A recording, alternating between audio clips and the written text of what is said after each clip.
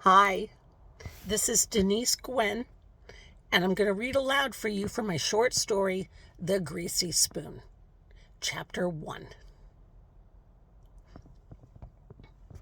Two lawyers walk into a coffee shop and stand in the breezeway for a moment, shuffling around uncertainly in their black leather wingtips, their hands shoved deep inside their pockets. A waitress walks past them with a pot of coffee in her hand and says, "Go on and take a seat," and eases over to the booth of a solitary customer and tops off his coffee.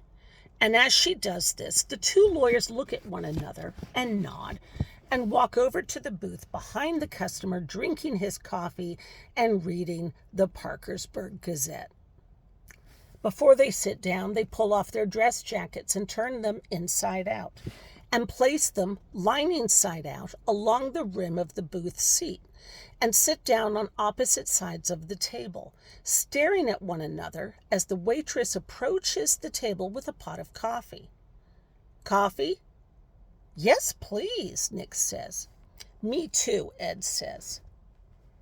Two ceramic coffee cups perch upside down on two saucers. The waitress plucks up the cup closest to Nick by its handle, turns it right side up, sets it back down onto the saucer, and pours a piping hot stream of coffee into it, then repeats the process for Ed. The acrid, pungent aroma of freshly brewed coffee assails Nick's nostrils, and he closes his eyes as a distant memory of the smell of coffee beans takes him briefly to another place, one he hasn't thought of in a long time. "You got any Splenda? Stevia?" Ed asks. The waitress nods at the dusty plastic container pushed up against the wall, with a curl of peeling wallpaper resting on it.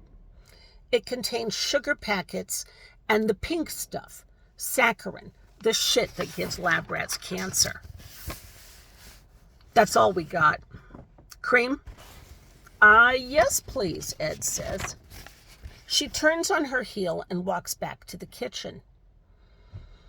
Nick reaches for a sugar packet, opens it, pours it into his coffee, and stirs. The waitress returns a moment later bearing a small metal pitcher with a lid on it.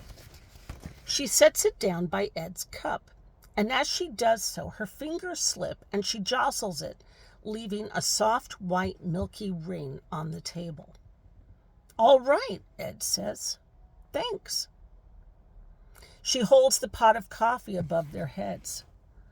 For one sharp second, Nick senses she's thinking of flinging the piping hot coffee onto their faces. He looks up at her. The look in her eye dims. "You guys want menus?" "Yes, please, ma'am," he says, and smiles.